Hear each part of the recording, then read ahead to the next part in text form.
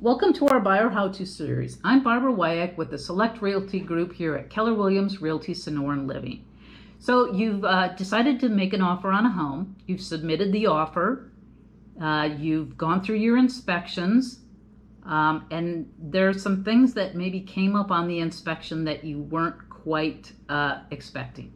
So this is the document that we're going to cover in our Buyer How-To series this week is the buyer's inspection notice. So once you've completed all your inspections and you've reviewed everything that that is important to you during your due diligence period, and if there's something that came up that you weren't expecting, you can request that the seller fix this information or fix those items.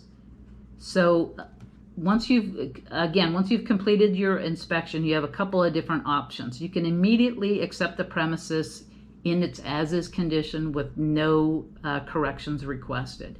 Or if there's something so major that that you found on the property that you just weren't expecting, and you decided that you don't want to move forward with it, you would select this section here that says the premises is rejected, and you would let the seller know why. Maybe you found out that there was some significant mold in the property, or that there was a major, an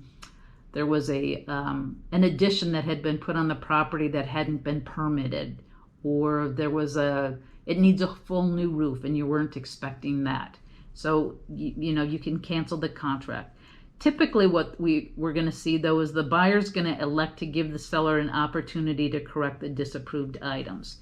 And you would list all those items here. Now, where do you get these items from? Well, they typically are going to come from your inspection report. The items on your inspection report that the inspector has indicated are either have failed altogether or are a serious physical or a hazard to you. And so you're going to want to make sure that the sellers correct all that information. So you're going to complete this form within your 10-day inspection period, or whatever inspection period you've decided. You're going to send this information over to the seller. So again, you're going to list all your items here. There's more room on the back, and then you're going to sign here. And then we're going to send this information over to the seller for a response. Now, in some instances, the buyers have decided that they want to waive their inspection. We don't ever recommend that a buyer waives the inspection. At least have someone look at the property to make sure that there's nothing that you weren't expecting. So then what does the seller do? Well, the seller gets the opportunity to respond to your request. So what can they do? Well, they can agree to fix all the items that have been disapproved, and then we just move forward with the contract. Or the seller can indicate they're unwilling or unable to correct any of the items that have been disapproved.